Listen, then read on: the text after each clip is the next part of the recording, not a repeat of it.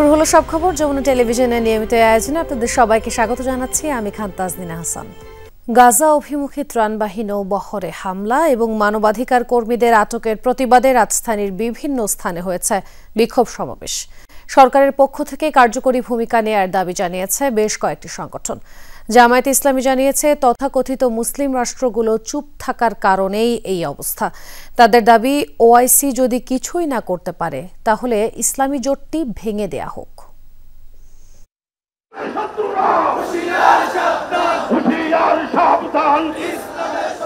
বাদ জুমা মিছিল বিক্ষোভের নগরী হয়ে ওঠে রাজধানী ঢাকা। হাজার হাজার মাইল দূর থেকে জানানো হয় ফিলিস্তিনের স্বাধীনতার দাবি, সাথে ছিল ইসরায়েলি নির্মমতার বিরুদ্ধে ক্ষোভ আর ভৎসনা।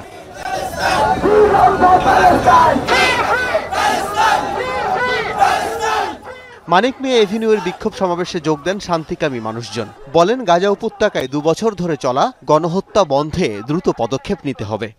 আমরা চাই এই পৃথিবী হোক মানবাধিকারপূর্ণ একটি পৃথিবী এবং শান্তি এবং শৃঙ্খলার যুক্ত একটি পৃথিবী, যেই পৃথিবীতে থাকবে না কোনো হাহাকার, থাকবে না কোনো যুদ্ধ, থাকবে না কোনো বিগ্রহ। শুধু আজকে ফিলিস্তিন ভুগছে ব্যাপারটা এরকম না। আপনারা যদি সতর্ক না হন, ফিলিস্তিনের এই গণহত্যার প্রতিবাদে যদি সোচ্চার না হন, একদিন এই ফিলিস্তিনের গণহত্যা আমাদের উপরে নচেত পুরো বিশ্বের উপরে হানা দিবে। এরই মধ্যে প্রাণ হারিয়েছেন ৬৬,০০০-এর বেশি গাজাবাসী। দুর্ভিক্ষ নেমে এসেছে খাদ্যের অভাবে। মানবিক সহায়তা দেওয়ার সময় আটক হয়েছেন শত শত মানবাধিকার কর্মী, যা রীতিমতো বিপর্যয়। পাকিস্তানের সিনেটর মুশতাককে যেভাবে অ্যারেস্ট করা হয়েছে, আমরা আশঙ্কা করছি আমাদের শহীদুল আলম ভাইকেও আগামীকাল বা আজকে রাত্রে তাকে অ্যারেস্ট করতে পারে ইসরায়েলি দখলদারীরা। এর আগে রাজধানীর বাইতুল মোকাররম জাতীয় মসজিদ থেকেও বের হয় বিশাল বিক্ষোভ মিছিল। শরীরে ফিলিস্তিন পতাকা জড়িয়ে সবাই পাঠালেন সহমর্মিতা। শান্তির ডাকে পল্টন থেকে শিশু, যুবক, বৃদ্ধ হাজার জনতার মিছিল প্রদক্ষিণ করে বিজয়নগর থেকে শান্তিনগর। জামায়াতে ইসলামের ঢাকা মহানগর উত্তর ও দক্ষিণের আয়োজন থেকে জানানো হয়, বিশ্ব মোড়ল খ্যাত যুক্তরাষ্ট্রই ইসরায়েলকে অস্ত্র দিয়ে রক্তের হোলি খেলায় মেতে উঠেছে। ফিলিস্তিন যতদিন মুক্ত না হয়, যতদিন স্বাধীন না হয়, আমরা ততদিন তাদের পাশে থাকব। আমাদের লড়াই অব্যাহত থাকবে, আমাদের সংগ্রাম অব্যাহত থাকবে। ওআইসিকে একটা টুটো জগন্নাথ হিসাবে এইভাবে রেখে মুসলমানদেরকে মার খাওয়ার সুযোগ না দিয়ে যদি কিছু করতে না পারেন, আপনারা ওআইসি ভেঙে দিন। বিক্ষোভে অংশ নেয়া সবাই বলেন, ফিলিস্তিন যতদিন না স্বাধীন হচ্ছে ততদিনই চলবে লড়াই। এ সময় আটক মানবাধিকার কর্মীদের সবাইকে শিগগিরই মুক্তির দাবি জানানো হয়। আল আমিন হক অহন, যমুনা নিউজ, ঢাকা। গাজামুখী ত্রাণবাহী নৌবহর গ্লোবাল সুমুদ ফ্লোটিলায় হামলা এবং মানবাধিকার কর্মীদের আটকের প্রতিবাদে রাজধানীর বাইরে দেশের বিভিন্ন স্থানে বিক্ষোভ সমাবেশ হয়েছে। এই ঘটনাকে আন্তর্জাতিক আইনের সুস্পষ্ট লঙ্ঘন উল্লেখ করে বিক্ষোভকারীরা বলেন, যতদিন পর্যন্ত ফিলিস্তিন স্বাধীন না হচ্ছে ততদিন পর্যন্ত লড়াই চলবে। গ্লোবাল সুমুদ ফ্লোটিয়ায় হামলার প্রতিবাদে ফুঁসে উঠেছে গোটা বিশ্ব। ত্রাণবাহী নৌবহরে ইসরায়েলের হামলায় চারিদিকে বইছে নিন্দার ঝড়। বাংলাদেশেও বিভিন্ন স্থানে চলছে বিক্ষোভ সমাবেশ ও প্রতিবাদ মিছিল। ফ্লোটিলা নৌবহরে হামলা ও মানবাধিকার কর্মীদের আটকের প্রতিবাদে মিছিল হয়েছে জাহাঙ্গীরনগর বিশ্ববিদ্যালয়ে। জুমার নামাজের পর জাকসুর উদ্যোগে ক্যাম্পাসের কেন্দ্রীয় মসজিদ থেকে বের হয় বিক্ষোভ মিছিল। পরে শহীদ মিনারে বক্তারা ফিলিস্তিনের পাশে দাঁড়াতে বাংলাদেশের পাশাপাশি বিশ্ব নেতাদের আহ্বান জানান। যারা বিশ্ব মানবতার বুলিয়া হয়ে বিভিন্ন দেশে তারা সন্ত্রাসী কার্যক্রম পরিচালনা করে, সেনাবাহিনী প্রেরণ করে, ওই দেশকে ইনভেড করে, তারা যখন নিজের দেশে তাদের ফিলিস্তিনে আগ্রাসন চালায়, সে জায়গায় তাদের নীরবতা আমাদেরকে ভোগায়। বাংলাদেশ থেকে এবং জাহাঙ্গীরনগর বিশ্ববিদ্যালয় থেকে গ্লোবাল সুমুদ ফ্লোটিলার সাথে যে বা যারা ছিলেন তাদেরকে যে অবরুদ্ধ করেছে, তাদেরকে বন্দী করেছে এবং তাদের যাত্রা যে থামিয়ে দিয়েছে, মুক্তির যাত্রা থামানোর জন্য আমরা এখান থেকে তাদের বিরুদ্ধে প্রতিবাদ জানাই। ফেনীতেও বিক্ষোভ মিছিল হয়েছে। দুপুরে শহরের জহিরা মসজিদ থেকে বের হয়ে বিভিন্ন সড়ক প্রদক্ষিণ করে দোয়েল চত্বরে গিয়ে শেষ হয় মিছিলটি। সেখানে বিক্ষুব্ধরা ফ্লোটিয়ায় হামলা ও মানবাধিকার কর্মীদের আটকের তীব্র নিন্দা জানান। আমরা অনতিবিলম্বে যে জাহাজগুলো আটক করেছে সেই জাহাজগুলো মুক্তি চাই এবং কি সেই জাহাজগুলো যে খাবারগুলো আছে সেই খাবারগুলো যেন ফিলিস্তিনের নির্যাতিত যে মা বোনেরা আছে, ভাইরা আছে, তাদের মাঝে যেন বিতরণ করতে পারে। অনতিবিলম্বে দাবি জানাবো তাদের যে কার্যক্রম সেটি যেন বেগবান করে এবং অবরুদ্ধ অবস্থা থেকে মুক্তি দিয়ে সসম্ভ্র তাদের দেশে ফিরিয়ে দেওয়ার দাবি জানাচ্ছি। ইসরায়েলি আগ্রাসনের প্রতিবাদে ঢাকা চট্টগ্রাম মহাসড়কেও বিক্ষোভ মিছিল হয়েছে। প্রতিবাদ সভা হয়েছে মুন্সিগঞ্জ ও সাতক্ষীরায়। এছাড়াও দেশের বিভিন্ন স্থানে মিছিল সমাবেশের মাধ্যমে ফ্লোটিয়ায় হামলার প্রতিবাদ জানিয়েছে মুসল্লিরা। রাহিম সারোয়ার, যমুনা নিউজ। গাজা অভিমুখী সবশেষ জাহাজ দ্য ম্যারিনেটো আটকে দিল ইসরায়েল। স্থানীয় সময় সকালে নৌযানটিতে হামলা চালায় ইসরায়েলি নেভি। তুলে নিয়ে যাওয়া হয় মানবাধিকার কর্মীদের। এদিকে গ্লোবাল সুমুদ ফ্লোটিলার পর গাজার দিকে ছুটছে নতুন ত্রাণবাহী নৌবহর। কমপক্ষে 10টি নৌযান নিয়ে ভূমধ্যসাগর পাড়ি দিচ্ছে ফ্লোটিলাটি। মানবিক সহায়তায় ছাড়াও বহরটিতে রয়েছেন চিকিৎসক, সাংবাদিক এবং মানবাধিকার কর্মীদের 60 জনের একটি দল। হৃদয়, মানবতা আর কণ্ঠের প্রতিবাদের গান নিয়ে গাজা উপকূলের দিকে ছুটে চলেছে নৌযান ম্যারিনেট। তবে সকাল হতে ম্যারিনেটে হামলা চালায় ইসরায়েলি বাহিনী। সবশেষ তথ্য অনুযায়ী গাজা উপকূল থেকে মাত্র 100 কিলোমিটার দূরে ছিল নৌযানটি, যাতে 6 মানবাধিকার কর্মী রয়েছেন। এদিকে আন্তর্জাতিক বিভিন্ন গণমাধ্যম বলছে ইসরায়েলি বাহিনীর হাতে বন্দী মানবাধিকার কর্মীরা অনশন শুরু করেছেন। গাজায় ত্রাণবহন নিয়ে যেতে বাধা দেয় এই প্রতিবাদ তাদের। এদিকে গ্লোবাল সুমুদ ফ্লোটিলার পর গাজার দিকে ছুটছে নতুন ত্রাণবাহী বহর। কমপক্ষে 10টি নৌযান নিয়ে ভূমধ্যসাগর পাড়ি দিচ্ছে ফ্লোটিলাটি। মানবিক সহায়তা ছাড়াও বহরটিতে রয়েছেন চিকিৎসক, সাংবাদিক এবং মানবাধিকার কর্মীদের 60 জনের একটি দল। কয়েকদিন আগে ইতালির সিসিলি থেকে রওনা দেয় ত্রাণ বহরটি। আমরা ফিলিস্তিনি টাইমে এসেছি। এর সাথে আমরা যেটা জানতে পেরেছি যে ইসরায়েলের আগে সমুদ্র ফ্লোটিলার অন্যান্য যারা ছিল ওটা আলাদাভাবে গিয়েছিল, আমরা ভিন্নভাবে গিয়েছিলাম। তাদের সবগুলি জাহাজকে আটক করেছে। আমরা সবচাইতে বড় জাহাজ এবং আমাদের সাথে 8টা ছোট নৌকা একই সাথে পাড়ি দিয়েছিল, একটু আগে পাড়ি দিয়েছিল আমাদের। আমরা এই মুহূর্তে একমাত্র এই 9টা যানবাহন যেগুলি মুক্ত রয়েছে। এদিকে ত্রাণবাহী জাহাজকে বাধা দেয় ইস্যুতে কূটনৈতিক চাপ বাড়ছে ইসরায়েলের ওপর। মীর মুশফিকা হাসান, যমুনা নিউজ। ইসরায়েলের বিরুদ্ধে মানুষের পুঞ্জীভূত ক্ষোভের বিস্ফোরণ দেখছে বিশ্ব।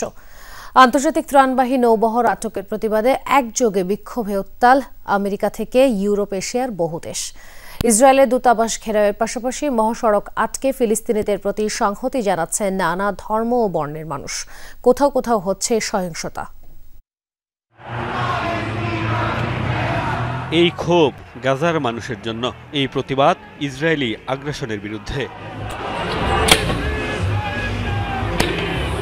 গাজাগামী ত্রাণবহরে ইসরায়েলি বাহিনীর তাণ্ডবের পর থেকেই ক্ষোভে ফুঁসে ওঠে ইতালির সাধারণ মানুষ। বৃহস্পতিবার দিনভর বিক্ষোভের পর সন্ধ্যায় তা রূপ নেয় সহিংসতায়। নেপলসের বন্দরে ইসরায়েল থেকে যাওয়া জাহাজ ভিড়তেই সহিংস হয়ে ওঠে পরিস্থিতি।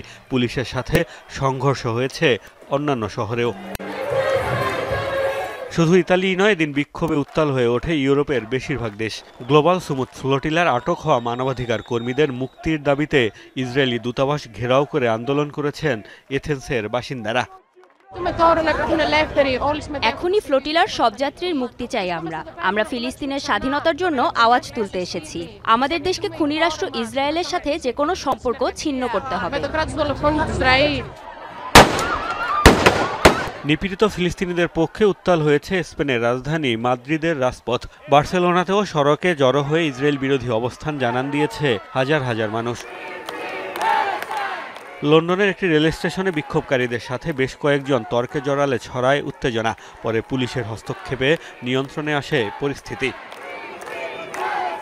ইসরায়েলের সবচেয়ে ঘনিষ্ঠ সহযোগী যুক্তরাষ্ট্রও সাক্ষী হয়েছে ব্যাপক বিক্ষোভের। লস অ্যাঞ্জেলেসে ইসরায়েলের কনসুলেটের সামনে সড়ক অবরোধ করে প্রতিবাদ জানিয়েছে মার্কিনিরা।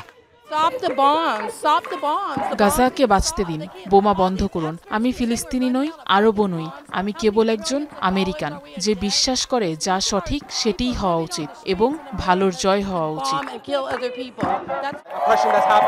তাদের কাছে খাবার নেই, পানি নেই, তাদের পরিচয়ের জন্য তাদের হত্যা করা হচ্ছে। একজন মানুষ হিসেবে জাতি, লিঙ্গ, আদর্শ এবং ধর্মীয় বিশ্বাস সব ভুলেই তাদের আপনার সমর্থন জানাতে হবে।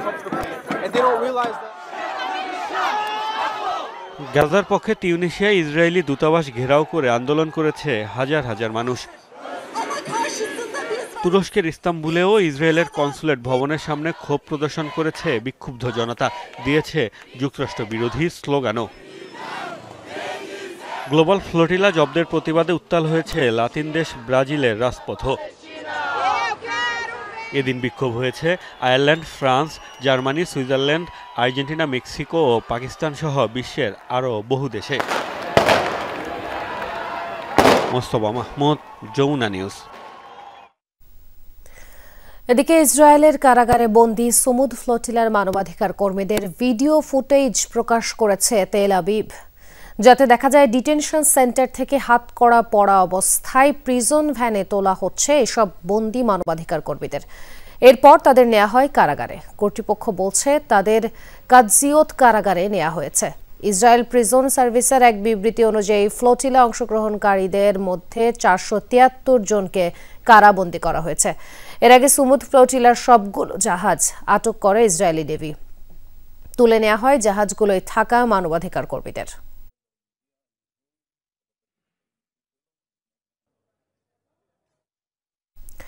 শিগগিরই গাজা যুদ্ধ বন্ধে মার্কিন প্রেসিডেন্টের দেয়া 20 দফা শান্তি প্রস্তাব নিয়ে নিজেদের অবস্থান স্পষ্ট করবে হামাস। বৃহস্পতিবার সংবাদ মাধ্যম আল জাজিরাকে দেয়া সাক্ষাৎকারে এমনটাই জানিয়েছেন সশস্ত্র গোষ্ঠীটির রাজনৈতিক শাখার সদস্য মোহাম্মদ নাজ্জাল। এদিকে ট্রাম্পের প্রস্তাবে হামাসকে রাজি করানোর চেষ্টা চালাচ্ছে মিশর ও তুরস্ক। চলতি সপ্তাহে ইসরায়েলি প্রধানমন্ত্রীর সাথে বৈঠকে 20 দফার শান্তি প্রস্তাব দেন ডোনাল্ড ট্রাম্প, যাতে সম্মতি দেয় ইসরায়েলও। তবে এর বেশ কয়েকটি দফা নিয়ে রয়েছে অস্পষ্টতা। এরই মধ্যে ফিলিস্তিনি স্বাধীনতাকামী গোষ্ঠী ইসলামিক জিহাদ এই প্রস্তাব প্রত্যাখ্যান করেছে। পর্যটন নগরী কক্সবাজারে ঢল নেমেছে ভ্রমণ পিপাসুদের। সৈকতের সুগন্ধা, লাবণী ছাড়াও হিমছড়ি, ইনানি, পাটুয়াটেক ও মেরিন ড্রাইভ সড়কে উপচে পড়া ভিড়। খালি নেই হোটেল মোটেল। পর্যটকদের সুবিধার্থে ঢাকা কক্সবাজার রুটে চালু আছে বিশেষ ট্রেন। সাগরের পাশাপাশি পার্বত্য জেলা বান্দরবান ও রাঙামাটিতেও পর্যটন কেন্দ্রগুলোতে ভিড় পর্যটকদের। সুগন্ধা থেকে লাবণী, সৈকতের যত দূর চোখ যায় লোকে লোকারণ্য। সাগরের বিশাল বিশাল ঢেউয়ের সাথে নিজেদের বিলিয়ে দিয়ে উল্লাসে মেতে উঠেন সবাই। কেউ এসেছেন পরিবার পরিজন নিয়ে, কেউ বা আবার বন্ধু বান্ধবকে সঙ্গে নিয়ে। ওয়াটার ও বিচ বাইক ছাড়াও বালিয়াড়িতে খেলায় মেতেছেন ছোট বড় সবাই। আমি একে 3 বার, আমার ওয়াইফ আসছে এবার প্রথম, বাচ্চা নিয়ে আসছি, খুবই খুশি। আমরা ফ্যামিলি সহ আমার আত্মীয় স্বজন নিয়ে বেড়াইতে আসছি। এখানে আসা মানে মায়ার টানে ভালো লাগে, মন মাইন্ড ফ্রেশ হয়। ছেলে মেয়ে নিয়ে একটা মানে কোয়ালিটি টাইম কাটানোর মতো একটা জায়গা, খুব ভালো লাগছে। মানে দারুণ একটা মুহূর্ত পার করতেছি। অনেক অনেক মানুষ আসছে। পুজোর ছুটির সাথে সাপ্তাহিক ছুটি যুক্ত হওয়ায় স্বাভাবিকের তুলনায় পর্যটকের সংখ্যা কয়েক গুণ বেশি। খালি নেই হোটেল মোটেল। সৈকতের পাশাপাশি হিমছড়ি, ইনানি, পাটুয়ারটেক ও মেরিন ড্রাইভ সড়কও পর্যটকদের অন্যতম আকর্ষণ। পর্যটকদের নিরাপত্তায় কাজ করছে জেলা প্রশাসন, ট্যুরিস্ট পুলিশ ও সি সেফ লাইফগার্ডের সদস্যরা।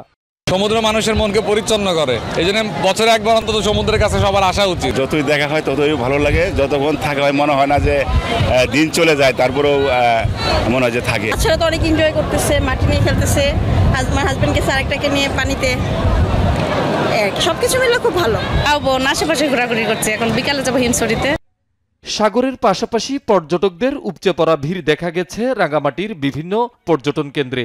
তবে পানিতে ডুবে থাকায় ঝুলন্ত ব্রিজে উঠতে না পারার আক্ষেপ ছিল অনেক পর্যটকের। এখানে ঝর্ণা দেখলাম, পাহাড় দেখলাম, বৌদ্ধ মন্দির দেখলাম, আজকে ঝুলন্ত ব্রিজ দেখলাম। এখানে এসে আসলে দারুণ লেগেছে, মানে প্রকৃতির মাঝে মনে হয় যে মিশে গিয়েছি। রাঙামাটি অনেকদিন পরে এসেছি তো আমার ভালো লাগতেছে, কিন্তু এখানেই যে আমরা প্রথম থেকে আসছি, আমরা মানে পুরো মুগ্ধ হয়ে গেছি। আফসোস রয়ে গেল যে ব্রিজে ওটা হলো না, ব্রিজে পানি থাকায় একটু দেওয়া হচ্ছে না। এখানে নৌকা দিয়ে অনেক জায়গায় ঘুরে এলাম, তো অনেক সুন্দর লাগলো। এদিকে 1.5 বছর বন্ধ থাকার পর বান্দরবানের জনপ্রিয় পর্যটন কেন্দ্র কেওকারাডং খুলে দেয়ায় ঢল নামে পর্যটকদের। খুশি হোটেল মোটেলের ব্যবসায়ীরা। শহীদুল সুমন, যমুনা নিউজ। পর্যটন এলাকাগুলোর আরও খবর জানবো সহকর্মীদের কাছ থেকে। শুরুতেই কক্সবাজার থেকে যুক্ত হচ্ছেন এহসান আল কুতুবী। এহসান, টানা ছুটিতে সৈকতে ভ্রমণ পিপাসুদের ভিড় কেমন দেখছেন? এই মুহূর্তে কি অবস্থা দেখছেন, বিস্তারিত জানাবেন।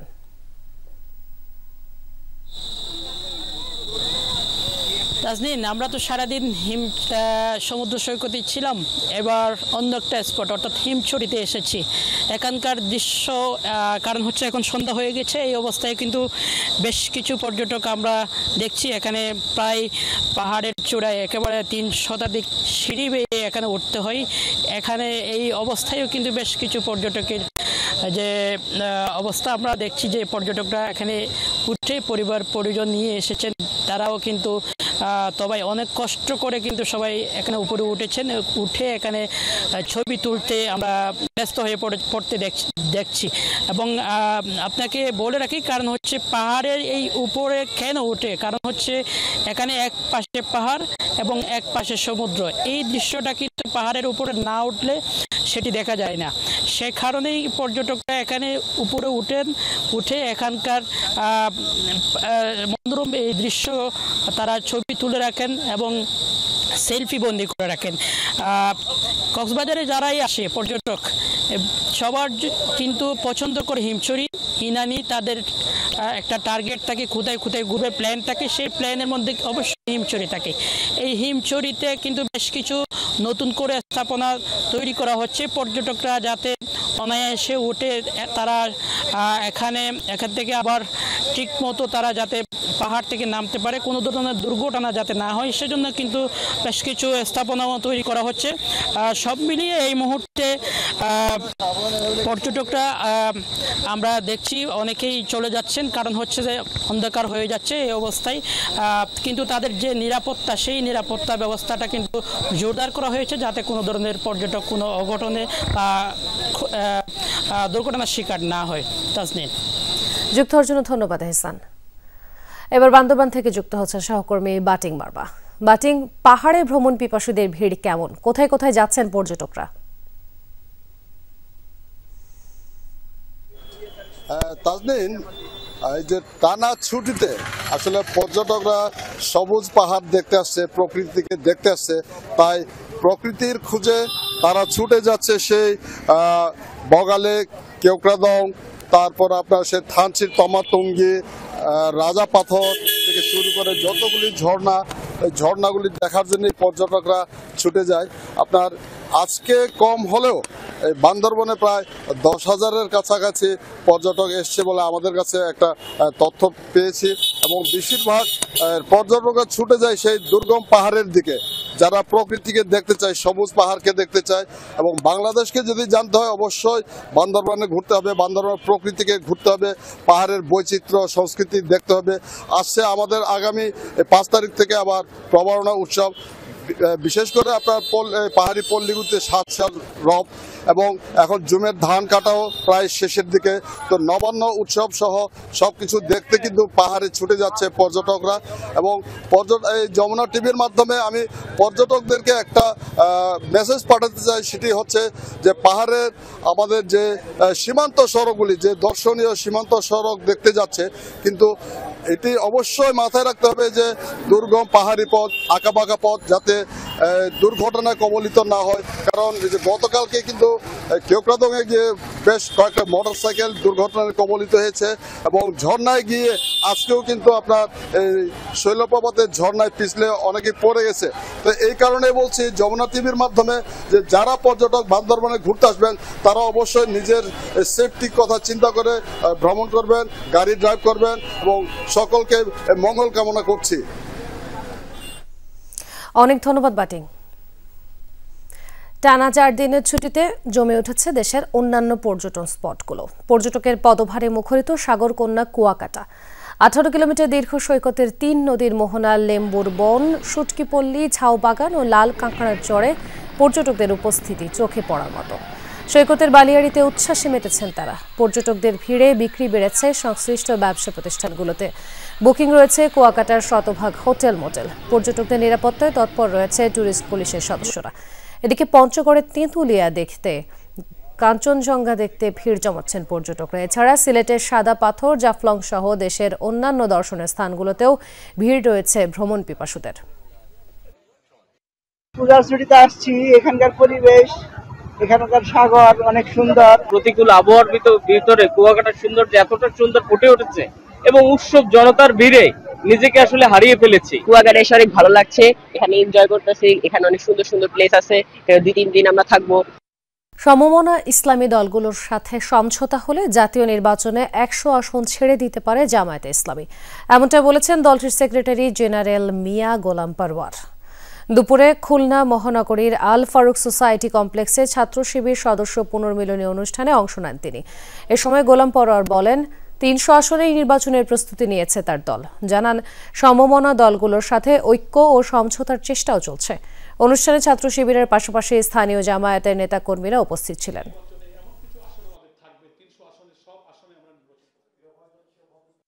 নির্বাচনে এমন কিছু আসন আমাদের থাকবে, 300 আসনের সব আসনে আমরা নির্বাচন করতে পারবো না।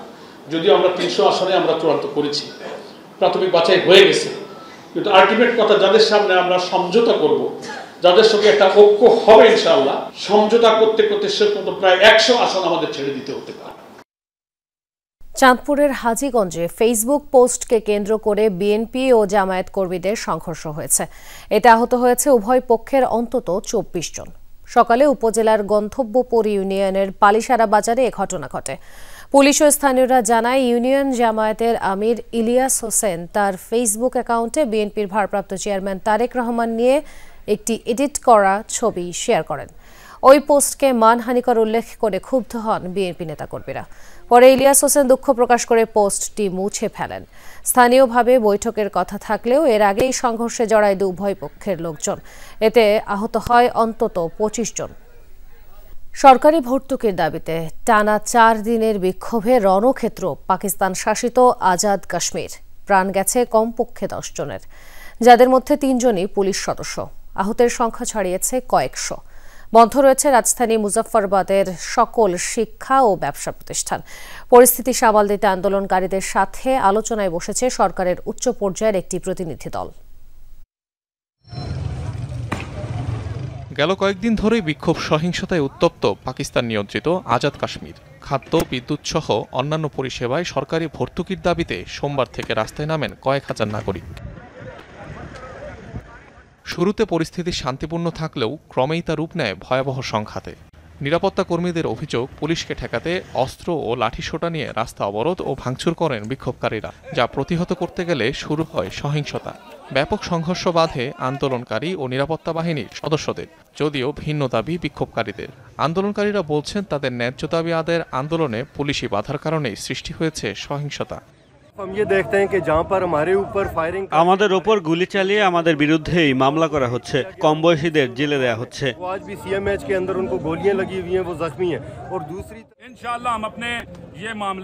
ইনশাআল্লাহ সরকারের সাথে আমাদের আলোচনা সফল হবে। আমরা আমাদের কথায় অটল। আজাদ জম্মু কাশ্মীরের সরকার সকল দাবি মেনে না নেওয়া পর্যন্ত আমাদের কথায় অবিচল থাকব।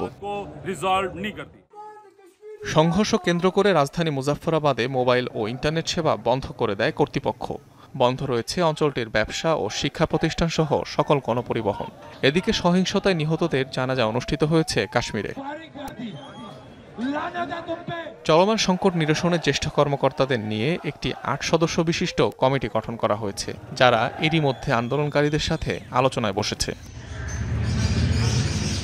গেল বছরও একই ধরনের সংঘর্ষের ঘটনা ঘটে আজাদ কাশ্মীরে, যাতে প্রাণ যায় 4 জনের। পরে প্রধানমন্ত্রী শেহবাজ শরীফের নির্দেশে প্রায় 2,500 কোটি রুপির অনুদান অনুমোদন করা হয়, যার মধ্যে আটা ও বিদ্যুতের দামে ভর্তুকি ছিল অন্যতম। অনিক রহমান, যমুনা নিউজ।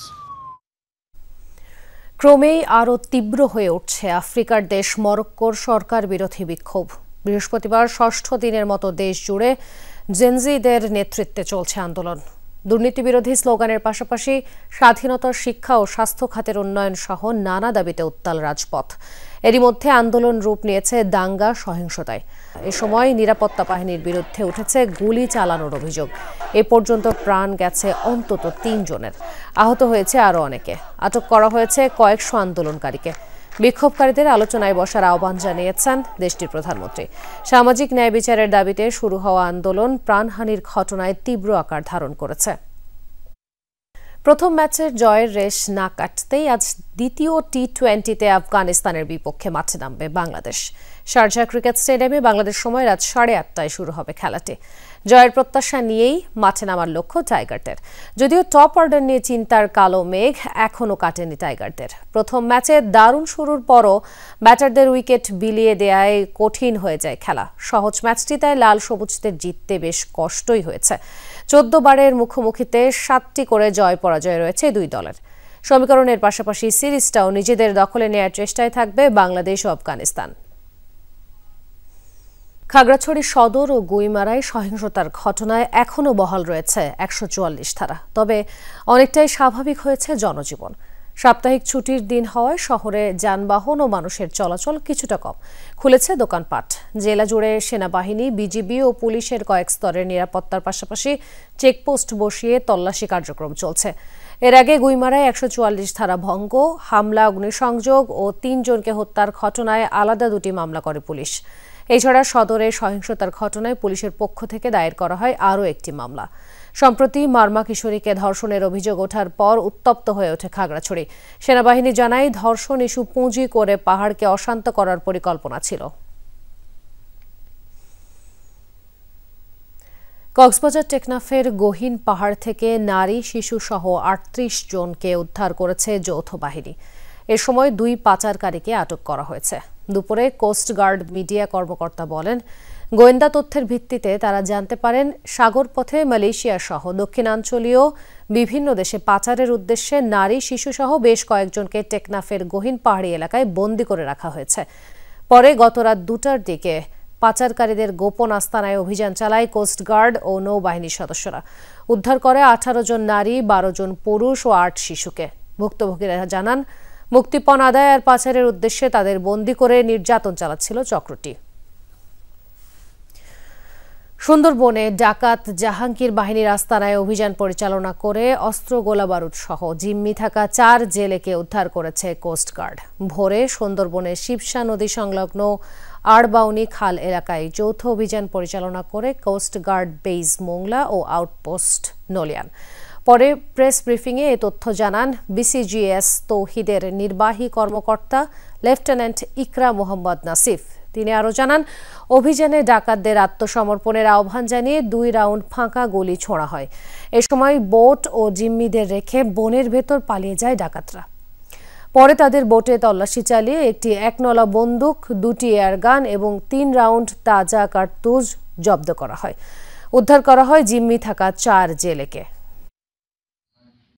জাহাঙ্গীর বাহিনী এবং আলামিন বাহিনী আমাকে আটক করে। সেখানে আমার অনেক নির্যাতন করে, মারধর করে, অনেক টাকা পয়সার চাপ দেয়। আভিযানিক দল ডাকাতদের বোট তল্লাশি করে একটি 1 নলা বন্দুক, 2টি এয়ারগান এবং 3 রাউন্ড তাজা কার্তুজ জব্দ করে। এ সময় জিম্মি থাকা 4 জন জেলেকে উদ্ধার করা হয়। উদ্ধারকারী জেলেদের জিজ্ঞাসাবাদে জানা যায়, জাহাঙ্গীর বাহিনী সদস্যরা তাদের 10 দিন ধরে জিম্মি করে রেখে মুক্তিপণ আদায়ের উদ্দেশ্যে নির্যাতন করেছিল। রাশিয়ার তেল ছাড়া চলবে না বিশ্ব অর্থনীতি। অস্বাভাবিক হয়ে উঠবে বৈশ্বিক জ্বালানি খাত। ক্রমাগত মার্কিন নিষেধাজ্ঞার হুমকির মুখে এমন মন্তব্য করেছেন রুশ প্রেসিডেন্ট ভ্লাদিমির পুতিন। রাশিয়ার সোচিতে অনুষ্ঠিত এক আন্তর্জাতিক সম্মেলনে দেয়া বক্তৃতায় তিনি কথা বলেন। দাবি করেন, বিশ্ব অর্থনীতির স্বাভাবিক পরিস্থিতি রাশিয়ার তেল ছাড়া কল্পনা করাও অসম্ভব, কেননা বৈশ্বিক জ্বালানি খাতের সিংহভাগেই মস্কোর অবদান। ভ্লাদিমির পুতিন আরও বলেন, আন্তর্জাতিক জ্বালানি ক্ষেত্রে রাশিয়াকে বাদ দিলে মুহূর্তেই বেড়ে যাবে তেলের মূল্য। Иначе будут потреблять эти, скажем, российской нефти. нефти, газа, угля. এটা কল্পনা করা অসম্ভব যে রাশিয়ান তেল ছাড়া বিশ্ব অর্থনীতি এবং জ্বালানি খাতে স্বাভাবিক পরিস্থিতি বজায় থাকবে। এটা অসম্ভব। যদি রাশিয়ান উৎপাদক এবং ব্যবসায়ীদের বাদ দিয়ে সেটা কল্পনাও করেন, তাহলে দাম আকাশছোঁয়া হয়ে যাবে। তাৎক্ষণিকভাবে তেলের দাম $100 ছাড়িয়ে যাবে, কেননা তারা বিশ্বে তেলের একটি উল্লেখযোগ্য অংশ সরবরাহ করে। টাইগার্স পেসার মারুফ আক্তারের ইনসুইং, গতি ও লেংথে মুগ্ধ হয়েছেন লঙ্কান কিংবদন্তি পেসার লাসিথ মালিঙ্গা। সামাজিক মাধ্যমে দেওয়া পোস্টে মারুফাকে নিয়ে লেখেন, পিওর স্কিল, এক্সেলেন্ট কন্ট্রোল, এখন পর্যন্ত এই টুর্নামেন্টের সেরা ডেলিভারি। আর সেই পোস্টে মারুফা কমেন্ট করেছেন, ধন্যবাদ লিজেন্ড। নারী বিশ্বকাপে পাকিস্তানকে 7 উইকেটে হারিয়ে নিজেদের অভিষেক রাঙিয়েছে বাংলাদেশ। তবে সব ছাপিয়ে আলোটা যেন নিজের দিকেই কেড়ে নিলেন মারুফা আক্তার। তার অসাধারণ ইনসুইংয়ে গোল্ডেন ডাক মারেন পাকিস্তানের ইনফর্ম ব্যাটার সিদ্রা আমিন। খাবি খায় প্রতিপক্ষের পুরো ব্যাটিং লাইন আপ। 31 রান দিয়ে 2 উইকেট নিয়ে ম্যাচ সেরার পুরস্কার উঠে মারুফার হাতে। বোলিংয়ের সাথে অসাধারণ লাইন ও লেংথের জন্য বিশেষজ্ঞদের প্রশংসায় সিক্ত হন তিনি। সেই তালিকায় আছেন শ্রীলঙ্কার কিংবদন্তি পেসার লাসিথ মালিঙ্গাও। সিদ্রা আমিনকে বোল্ড করার একটি ভিডিও ক্লিপ সামাজিক যোগাযোগ মাধ্যমে শেয়ার করে ক্যাপশনে লেখেন, পিওর স্কিল, এক্সিলেন্ট কন্ট্রোল, এখন পর্যন্ত এই টুর্নামেন্টের সেরা ডেলিভারি। লঙ্কান লেজেন্ডারি এই বোলারের প্রশংসায় অভিভূত মারুফা। সে পোস্টের কমেন্ট সেকশনে মালিঙ্গাকে ধন্যবাদ জানাতে ভুল করেননি তিনি। কেবল বিশেষজ্ঞ কিংবা সাবেক ক্রিকেটার নন, পাকিস্তানের অধিনায়ক ফাতিমা সানা অভিভূত এই পেসারের বোলিং শৈলীতে। গতির, লাইন ও লেংথের অসাধারণ নিয়ন্ত্রণে মুগ্ধ তিনি। তবে আজকের এই মারুফার উঠে আসার গল্পটা মোটেও সহজ ছিল না। অভাবের তাড়নায় অন্যের জমিতে বাবার সাথে চাষাবাদের স্মৃতিতে এখনো জমিনি ধুলো। লোকের কটু কথায় কিছুটা সময়ের জন্য হতাশা গ্রাস করলেও বল হাতে ছুটে চলার ক্ষেত্রে তা বাধা হয়ে দাঁড়াতে পারেনি মারুফার সামনে।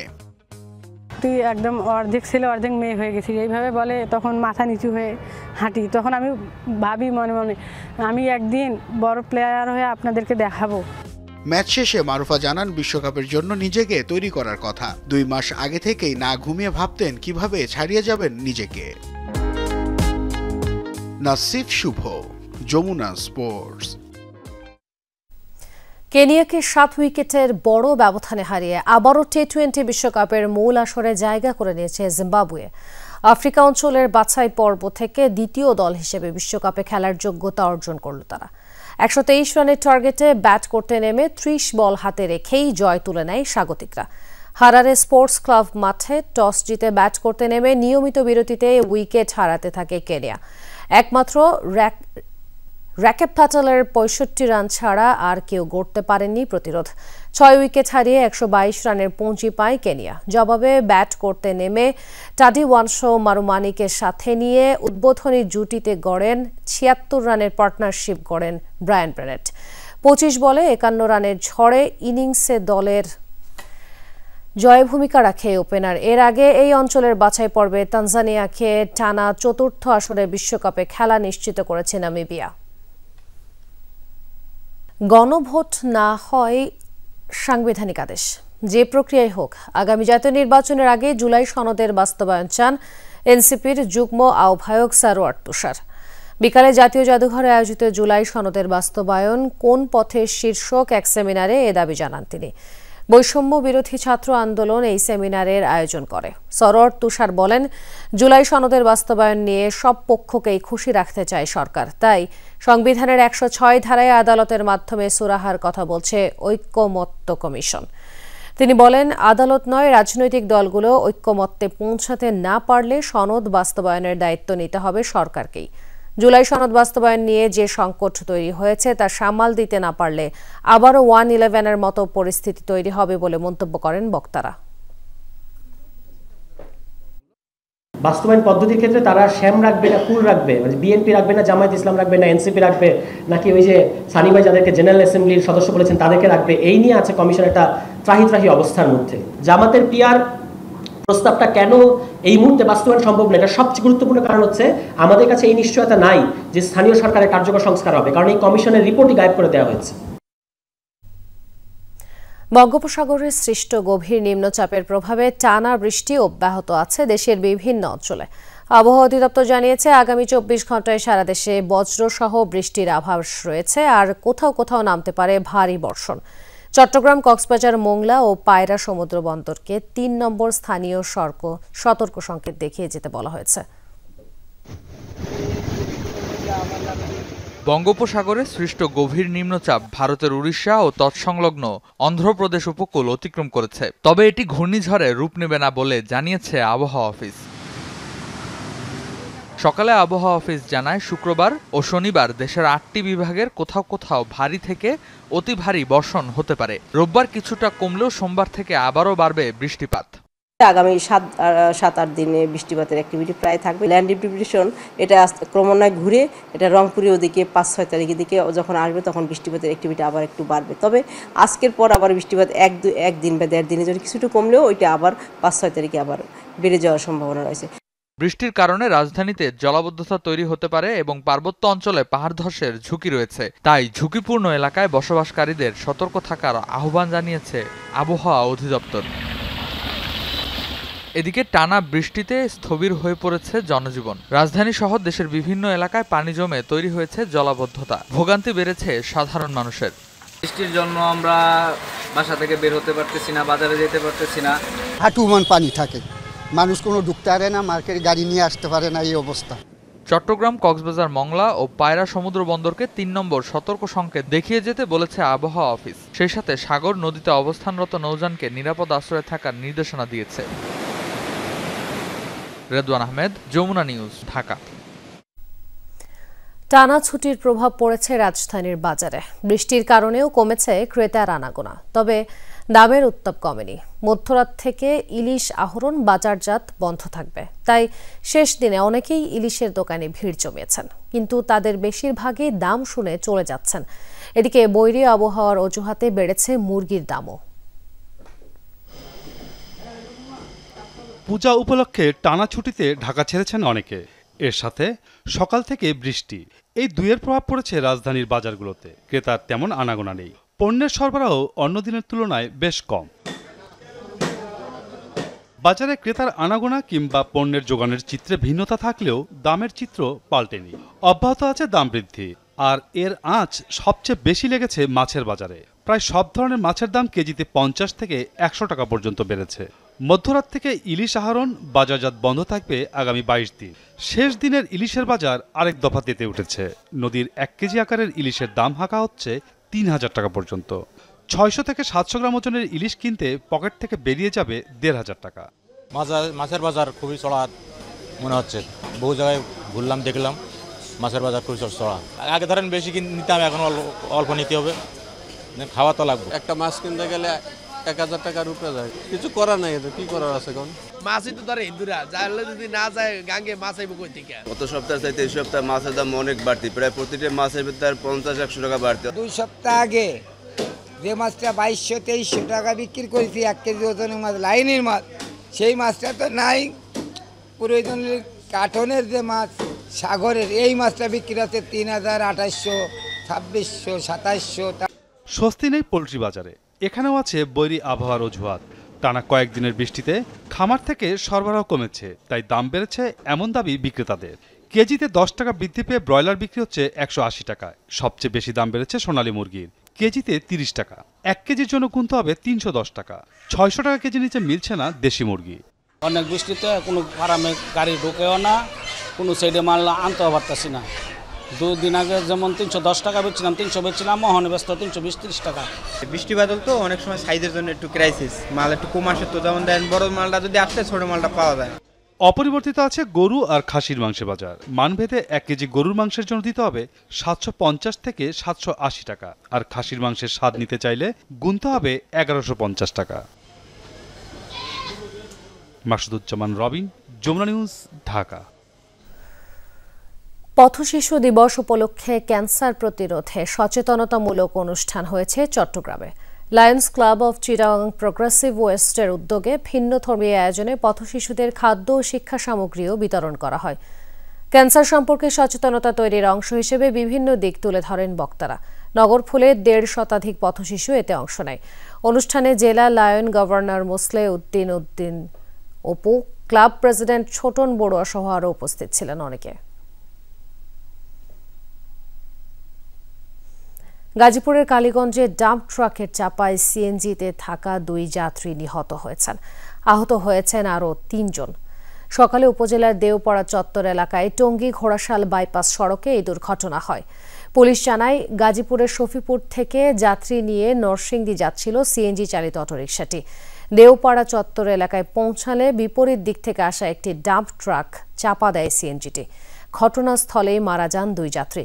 গুরুতর আহত হন 3 জন। উদ্ধার করে প্রথমে কালীগঞ্জ উপজেলা স্বাস্থ্য কমপ্লেক্সে এবং পরবর্তীতে শহীদ তাজউদ্দিন আহমদ মেডিকেল কলেজ হাসপাতালে পাঠানো হয় তাদের। এদিকে চাঁপাইনবাবগঞ্জে বাস চাপায় এক মোটরসাইকেল আরোহীর প্রাণ গেছে। গাজীপুরের কালিয়াকৈরে নৌকাডুবিতে নিখোঁজ এক শিশুর মরদেহ উদ্ধার হয়েছে। এখনও খোঁজ মেলেনি আরেক শিশুর। সকালে তুরাগ নদী থেকে অঙ্কিতা মণি দাসের মরদেহ উদ্ধার করে ফায়ার সার্ভিসের ডুবুরি দল। বৃহস্পতিবার বিসর্জন দেখতে পরিবারের সাথে ইঞ্জিন চালিত ছোট্ট নৌকায় ওঠে অঙ্কিতা ও তন্ময়। কিছুদূর গিয়ে বড় নৌকার সাথে ধাক্কা লেগে ছোট নৌকাটি ডুবে যায়।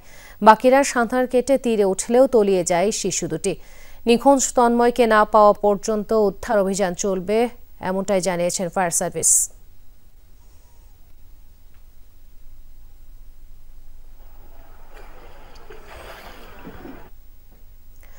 ইন্দোনেশিয়ায় স্কুল ভবন ধসের 4 দিন পরও চলছে উদ্ধার কাজ। শুক্রবারও ধ্বংসস্তূপের ভেতরে জীবিত এবং নিহতদের খোঁজে অভিযান চালাচ্ছেন উদ্ধারকর্মীরা। বৃহস্পতিবার থেকে উদ্ধার কাজে ভারী যন্ত্রপাতি ব্যবহার শুরু হয়েছে। দেশটির সরকার জানিয়েছে, চাপা পড়া শিক্ষার্থীদের স্বজনদের সাথে পরামর্শ করেই নেওয়া হয়েছে এই সিদ্ধান্ত। এখনও ধ্বংসস্তূপের নিচে আটকা কমপক্ষে 60 শিক্ষার্থী, যাদের জীবিত থাকার সম্ভাবনা খুবই কম। এর আগে বুধবার 5 শিক্ষার্থীকে জীবিত উদ্ধার করা হয়েছিল। মরদেহ পাওয়া গেছে আরও 5 জনের। হাসপাতালে ভর্তি শতাধিক শিক্ষার্থী, যাদের মধ্যে কয়েকজনের অবস্থা সংকটাপন্ন। গেল সোমবার জাভা প্রদেশের স্কুল ভবনটি ধসে পড়ে।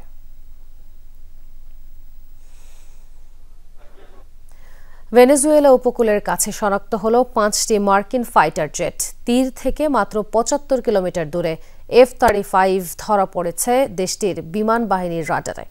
খুবই স্বল্প ব্যবধানের কারণে লঙ্ঘন হয়নি ভেনেজুয়েলার আকাশসীমা। এক সংবাদ সম্মেলনে এমনটা দাবি করেছেন দেশটির প্রতিরক্ষা মন্ত্রী ভ্লাদিমির পাদ্রিনো। এ সময় বেপরোয়া কার্যক্রম বন্ধে মার্কিন যুদ্ধমন্ত্রী পিট হেগসেথের প্রতি আহ্বান জানান তিনি। এর আগে মাদক বিস্তার ঠেকাতে ভেনেজুয়েলার কাছে পুয়ের্তো রিকোর ঘাঁটিতে 10টি F-35 যুদ্ধ বিমান মোতায়েন করে যুক্তরাষ্ট্র। এছাড়া ক্যারিবীয় জলসীমায় কয়েকটি নৌযানে চালিয়েছে হামলা। মোতায়েন করেছে 4000-এর বেশি সেনাসহ নৌবহর।